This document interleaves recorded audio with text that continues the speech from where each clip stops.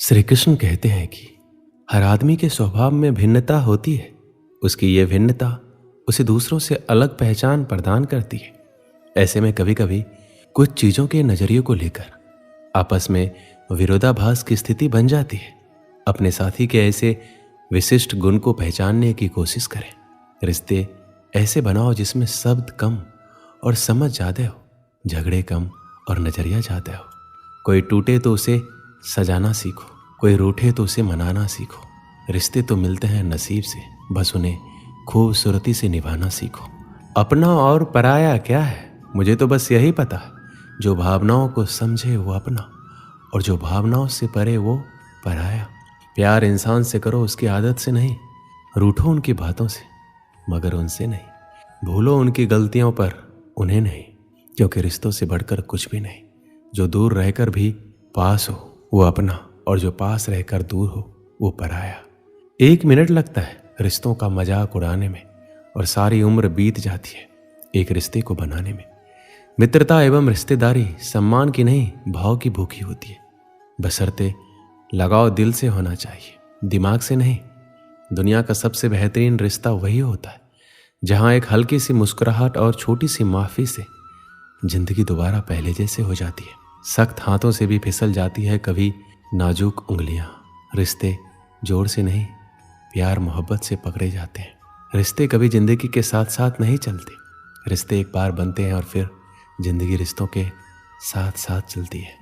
रिश्तों में अपनेपन की भावना के खातिर ही व्यक्ति एक दूसरे पर मर मिटने तक को तैयार हो जाते हैं। एक माँ के अंदर प्रारंभ से ही अपने बच्चे के प्रति बेहद अपनेपन की भावना कायम हो जाती है। उसे अपना बच्चा सारी दुनिया से प्रिय एवं सुंदर लगता है। करीबी रिश्तेदारों से व्यक्ति अक्सर अपने मन की वो सभी बातें करते हैं जिन्हें वो अन्य व्यक्तियों से नहीं कर सकते। रिश्तेदार और परिवार व्यक्ति के बुरे समय में साथ खड़े होते हैं। ऐसे में एक अकेले व्यक्ति की पीड़ा पूरे परिवार और रिश्तेदारों की पीड़ा बन जाती है। वो एकजुट होकर मुसीबत से लड़ते हैं और मुसीबत को दूर भगाकर कामयाबी पाते हैं। खुशियों की तलाश में हम इधर से उधर भागते रहते हैं। खुशियों की तलाश में हम कभी लोगों का पीछा करते हैं और फिर कभी चीज़ों का। हमारी पसंद नापसंद, लालच और कई सुविधाओं की चाह भी हमारी खुशियों के रास्ते में आते रहती है, और हम टेढ़े मेढ़े रास्तों पर दौड़ते रहते हैं। हमें लगता है कि सुख, सुविधा और धन का होना ही खुशियाँ हैं। हम अपनी खुशियाँ अपने अंदर नहीं बल्कि बाहर उन चीज़ों और लोगों में ढूंढते हैं जो सिर्फ 2 पल की खुशियाँ देकर गायब हो जाते हैं। पैसे और सुख सुविधाओं के साथ आप खुश हो सकते हैं, लेकिन आप लंबे समय तक खुश नहीं रह सकते। खुश रहने के लिए आपको सरल और साधारण होना पड़ेगा। जब आपका मन बिना किसी वजह और बिना किसी जरूरत के खुश रहने लग जाएगा, उस दिन आप सरल बन जाएंगे। श्री कृष्ण कहते हैं कि खुश होना सरल है, लेकिन सरल होना मुश्किल है। श्री कृष्ण कहते हैं कुछ दिल के रिश्ते सरेआम नहीं होते, सिर्फ महसूस किए जाते हैं, परंतु उनके नाम नहीं होते। रिश्ते हम एक दूसरे पर भरोसा करने और विश्वास करना सिखाते हैं। जब हमें खुद पर भरोसा होता है तो हम अपने जीवन में हर मुश्किल का सामना कर सकते हैं और हर कुछ पा सकते हैं और अपने सपनों को हासिल कर सकते हैं। हमारे रिश्तों को याद रखना महत्वपूर्ण है, क्योंकि वो हमें जोड़े रखते हैं और हमें अलग होने से रोकते हैं। किसी भी रिश्ते में, जैसे कि आपकी बहन, भाई, माता पिता और रिश्तेदारों के साथ, रिश्तों को मजबूत बनाना चाहिए। हमें हर दम एकजुट रहना चाहिए ताकि हम मुश्किल हालात में हार ना माने। एक रिश्ते में दुनिया आती जाती रहती है, फिर भी दोस्ती दिलों को मिला देती है। वो दोस्ती ही क्या जिसमें नाराजगी ना हो, पर सच्ची दोस्ती दोस्तों को मना ही लेती है। अंत का जश्न मनाए, क्योंकि वो नई शुरुआत से पहले होते हैं। ये एक अच्छा संकेत है। टूटे हुए दिल का होना इसका मतलब है कि हमने किसी चीज़ के लिए प्रयास किया है। यदि यह तुम्हें नष्ट कर रहा है तो ये प्रेम नहीं है। ये खराब रिश्ता आपको उस समय की तुलना में अधिक अकेलापन महसूस कराएगा जब आप अकेले थे। रिश्ते खून के नहीं होते, रिश्ते एहसास के होते हैं। अगर एहसास हो तो अजनबी भी अपने होते हैं, और अगर एहसास ना हो तो अपने भी अजनबी हो जाते हैं। केवल उन पर भरोसा करें जो आप में निम्न 3 बातें देख सकें: आपके हंसी के पीछे का दर्द, आपके गुस्से के पीछे का प्यार, आपके खामोशी के पीछे का कारण। रिश्ते कांच की तरह होते हैं, टूट जाए तो चुभते हैं। इन्हें संभाल कर हथेली पर सजाना, क्योंकि इन्हें टूटने में 1 पल और बनाने में बरसों लग जाते हैं। कोशिश करो कि कोई तुमसे ना रूठे, जिंदगी में अपनों का साथ ना छूटे। रिश्ता कोई भी हो उसे ऐसे निभाओ कि उस रिश्ते की डोर जिंदगी भर ना टूटे। रिश्ते हमेशा तितली जैसे होते हैं, जोर से पकड़ो तो मर जाते हैं, छोड़ दो तो उड़ जाते हैं, अगर प्यार से पकड़ो तो अपना रंग छोड़ जाते हैं। किसी भी रिश्ते को तोड़ने से पहले एक बार अपने आप से जरूर पूछना कि आज तक उस रिश्ते को क्यों निभा रहे थे। किसी भी मोड़ पर अगर हम बुरा लगे तो जमाने को बताने से पहले एक बार हमें जरूर बता देना। पूरी दुनिया की सबसे खूबसूरत जोड़ी मुस्कुराहट और आंसू है। इन दोनों का मिलना मुश्किल है, लेकिन जब ये दोनों मिलते हैं तो वो पल सबसे खूबसूरत होता है। अग्नि क्या करती है? जलाती है, फिर चाहे वो लकड़ी हो, कोयला हो, वस्त्र हो या जो भी आप अग्नि में डालोगे वो भस्म हो जाएगा। किंतु सोना, यदि आप सोने को अग्नि में डालोगे तो वो कुंदन बनकर अपना अस्तित्व निखार लेता है। यदि आप लोहे की ताप दो तो वो फौलाद बन जाता है। क्यों होता है ऐसा? क्योंकि उनके भीतर की अग्नि उनको जलाने वाली अग्नि से अधिक तीक्ष्ण होती है। ये अग्नि है पवित्रता की। यदि आपका निश्चय दृढ़ है, आपके विचार पावन है तो कुंदन बनकर निकलेगा, फौलाद बनकर निखरोगे, भीतर से बल पाओगे और कोई आपके साथ अनिष्ट नहीं कर पाएगा। नदी का जल मीठा होता है, सागर का जल खारा और किसी नाले का जल दुर्गंध से भरा। क्यों? नदी का जल मीठा होता है क्योंकि वो सबको जल देती है। सागर जल लेता है इसलिए खारा होता है और नाला उसका बहना रुक जाता है और इसी कारण से वो दुर्गंधपूर्ण हो जाता है, किसी काम का नहीं रहता। हमारे जीवन में कुछ ऐसा ही होता है। यदि नदी की भांति जीवन में कुछ देना सीखो तो जीवन में मिठास बनी रहेगी। यदि सागर की भांति बांटने के स्थान पर केवल संचय करते रहो तो मन में खटास बढ़ती रहेगी।